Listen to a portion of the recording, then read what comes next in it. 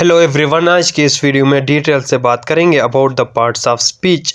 सो आपको पहले से भी इल्म होगा, बचपन से आप लोग पढ़ते आ रहे हैं parts of speech. So may be आपके कन्फ्यूजन्स भी होंगे, कोई मिसकॉन्सेप्शंस भी होंगे।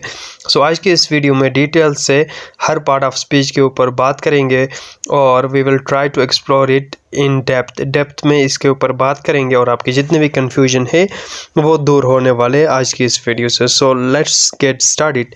सो पार्ट्स ऑफ स्पीच के शुरू करने से पहले आपको समझना होगा कि इनको पार्ट्स ऑफ स्पीच क्यों कहा जाता है, ये आखिर ये कैटेगरी क्यों की गई है।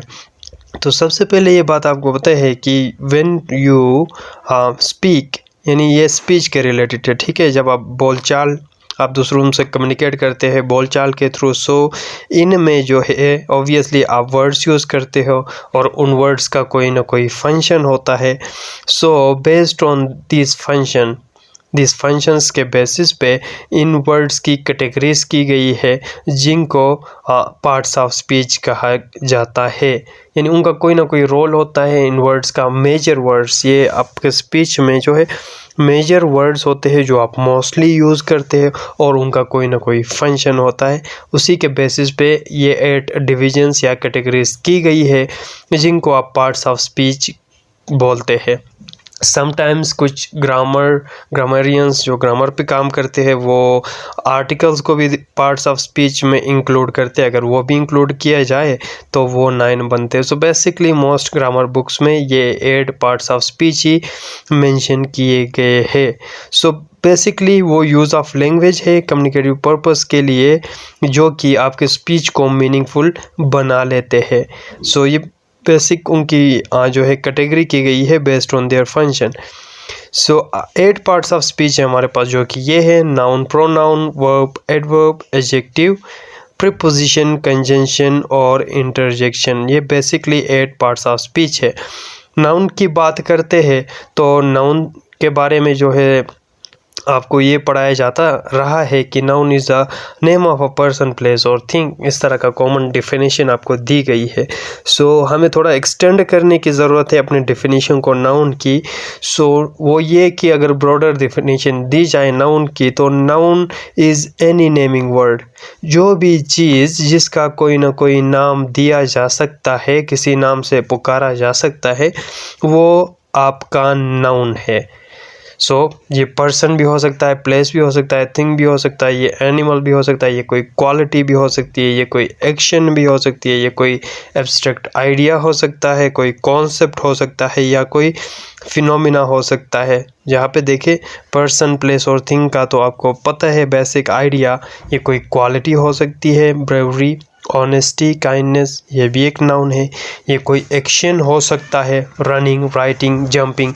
सो ये एक्शन वाले जो है वर्ड्स जो कि नाउन के तौर पर एक्ट करते हैं, जिनको ग्रामर के टर्म्स में जेरंड भी कहा जाता है। जेरंड कुछ एब्स्ट्रैक्ट आइडियाज़ होते हैं, फ्रीडम, लव, जिनको आप सिर्फ फील करते हैं, हैप्पीनेस, सो उनको भी नेम देते हैं जो कि नाउन कहलाते हैं।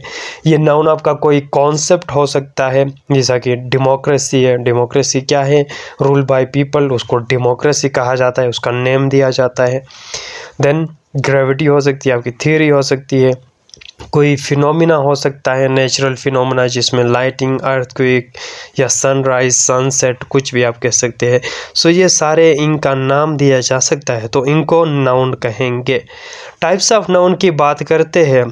टाइप्स ऑफ नाउन, तो इसमें जो है वेरियस कैटेगरीज की गई है नाउन की, कि कुछ प्रॉपर नाउन होंगे जो कि एक स्पेसिफिक बंदे की बात करेंगे या पार्टिकुलर पर्सन, प्लेस और थिंग की बात करेंगे, जिसको जो कि ख़ास चीज़ की बात हो रही हो उसको प्रॉपर नाउन कहेंगे। और प्रॉपर नाउन को हम जानते हैं हमेशा कैपिटलाइज लेटर से उनको लिखा जाता है। गिलगित एक सिटी का नाम है। जर्नली में कोई सिटी कह देता हूँ तो वो कॉमन है, जबकि मैं उस सिटी का नाम लेके स्पेसिफिक बना लेता हूँ गिलगित, तो वो आपका प्रॉपर बन जाता है। अगर मैं बॉय कहता हूँ तो वो कोई कॉमन किसी भी बॉय की बात हो सकती है, बट मैं उस बॉय का नाम लेता हूँ सलीम, तो वो प्रॉपर नाउन बन जाता है। सो कॉमन और नाउन यहाँ पे हमारा क्लियर हुआ आइडिया कि कॉमन नाउन उसे कहेंगे जब हम जनरली किसी को हाईलाइट किए बगैर, किसी को आइडेंटिफाई किए बगैर, किसी को स्पेसिफाई किए बगैर उसकी बात की जाए तो वो कॉमन नाउन कहलाएगा। जबकि हम उसका नेम दे के स्पेसिफिक कॉन्टेक्स्ट में बात करेंगे तो वो आपका प्रॉपर नाउन बन जाएगा। बुक कोई भी बुक हो सकती है, और जबकि मैं इस बुक का नाम ले लूँ फिज़िक्स बुक, केमिस्ट्री बुक, तो फिर वो आपका प्रॉपर बन जाएगा। है ना, आपका कलेक्टिव नाउन आ जाता है। कलेक्टिव नाउन उसे कहेंगे, यानी नाम से ही पता चलता है ना, कलेक्टिव किसी चीज़ का मजमुआ हो, ग्रुप हो। So it's the name of a group या कलेक्शन ऑफ सिमिलर पीपल या थिंग्स की कलेक्शन को कहेंगे जो कि एज अ वन यूनिट के तौर पर एक्ट करते हो। क्राउड को ही देखे, डिफरेंट लोगों के मजमूए को क्राउड कहा जाता है। आर्मी को देखे, सोल्जर्स जब मिल जाते हैं तो आर्मी एक यूनिट बन जाता है। क्लास को आप देखेंगे, डिफरेंट स्टूडेंट्स मिलके एक क्लास बनाते हैं। Same goes with the team and nation as well. उसके बाद हमारे पास एब्स्ट्रैक्ट नाउन आ जाता है, जो कि एब्स्ट्रैक्ट नाउन बोलते हैं जिसे आप टच नहीं कर सकते, जिसे आप सिर्फ फील करते हैं। तो ये कोई क्वालिटी हो सकता है, एक्शन या कोई स्टेट हो सकता है। So it can not be major, इसको मेजर किया नहीं जा सकता, बल्कि इसको सिर्फ फील किया जा सकता है। गुडनेस यानी कितना वो अच्छा है, इसको मेजर तो नहीं किया जा सकता। हेट को भी आप मेजर नहीं कर सकते, हैप्पीनेस को भी मेजर नहीं कर सकते। आल्दो इनके डिग्रीज या इंटेंसिटीज़ आप बयान करने के लिए दूसरे वर्ड्स यूज़ करेंगे। फॉर एग्जांपल मैं कहता हूँ आई एम वेरी हैप्पी, तो मैंने जो है एडवर्ब यूज़ किया, वो भी पार्ट्स ऑफ स्पीच में आता है, उसको अलग से डिस्कस करेंगे। फिर नाउन की एक और कैटेगरी जो की गई है वो है काउंटेबल और अनकाउंटेबल नाउन्स। काउंटेबल नाउन्स वो हो गए जिनको आप मेजर करते हो, जिनको काउंट किया जा सकता है, गिना जा सकता है इंडिविजुअली, अलग अलग करके 1 2 3 इस तरह आप इनको काउंट कर सकते हैं। फॉर एग्ज़ाम्पल लोगों को आप काउंट कर सकते हैं, 1 टीचर, 2 टीचर्स, 3 टीचर्स, चाइल्ड एक हो गया तो चाइल्ड, ज़्यादा चिल्ड्रन, 2 चिल्ड्रन। इसी तरह प्लेस को भी आप कर सकते हैं, 1 सिटी, 2 सिटी, 1 कंट्री, 2 कंट्रीज़, इस तरह। देन आप थिंग को भी मेजर कर सकते हैं। और उसके अलावा अनकाउंटेबल नाउन्स वो हो गए जिनको आप इंडिविजुअली काउंट नहीं कर सकते, because they are seen as a whole या एज अ मास के तौर पर एक्ट करते हैं।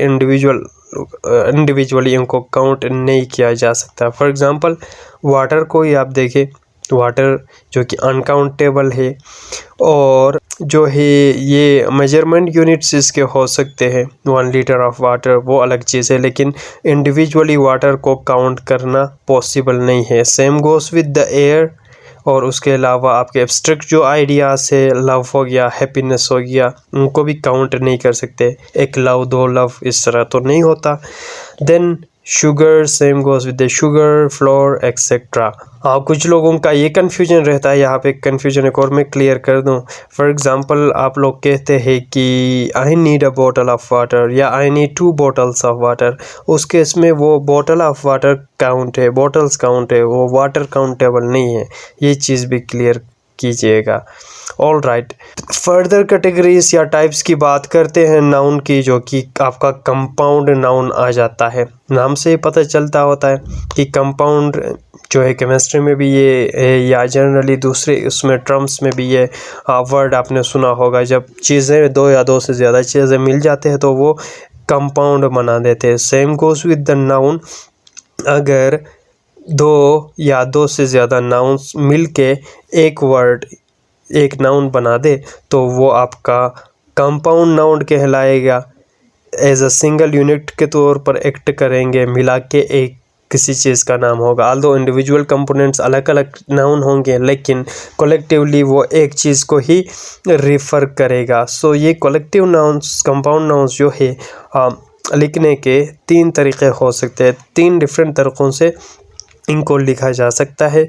पहली जो कैटेगरी है इसको क्लोज फॉर्म यानी क्लोज कंपाउंड कह सकते हैं आप इसको, जिसमें कंपाउंड वर्ड्स को 2 या 2 से ज़्यादा कंपाउंड वर्ड्स या नाउन्स को आप मिला के लिख लेते हो, उनके बीच में कोई स्पेस नहीं रखते हो, जिसे क्लोज कंपाउंड कहेंगे। फॉर एग्ज़ाम्पल टूथब्रश को ही देखें तो इसमें हमारे पास दो नाउन्स है, एक है टूथ, दूसरा है जी ब्रश। जब वो मिलाते हैं तो एक कंपाउंड नाउन बनाते हैं टूथब्रश, जिसे हम विदाउट स्पेस लिख लेते हैं। Same goes with the bedroom, football, दूसरे बहुत सारे एग्जांपल्स आपके पास हो सकते हैं। एक और तरीका जो है जिसके थ्रू इनको लिखा जा सकता है वो आपका हाइफिनेटेड फॉर्म है, जिसमें जो है इस साइन को हाइफन बोलते हैं ना। इस साइन के थ्रू जब आप कनेक्ट करें टू और नाउन्स को, तो उससे आप जो है compound noun, compound word hyphenated कहेंगे। ठीक है, जब आप बीच में हाइफन लगा के जोड़ेंगे तो for example mother in law हो सकता है, बीच में हमने हाइफन लगा हुआ है। सेल्फ स्टीम, सेल्फ कॉन्फिडेंट, इस तरह के उनके वर्ड्स में भी लगता है ये आपका हाइफन। फिर ओपन कंपाउंड्स आ गए या ओपन फॉर्म, जिसमें आप अलग अलग करके लिखते हैं। वो दो वर्ड्स जो है ऑल्दो एज अ यूनिट एक चीज़ को रेफर कर रहा होता है, लेकिन बीच में स्पेस रख के अलग अलग वर्ड्स के फॉर्म में लिखा जाता है। बस स्टॉप को ही आप देखें, इसमें टू नाउन्स है, एक है बस, दूसरा है जी स्टॉप, लेकिन as a single word act कर रहा है। एज अ होल बात की जाए तो एक नाउन की तरफ जो है इशारा करता है, एक किसी चीज़ की बात करता है। बस स्टॉप वो जगह जहाँ पे बस रुकती है। अच्छा जी,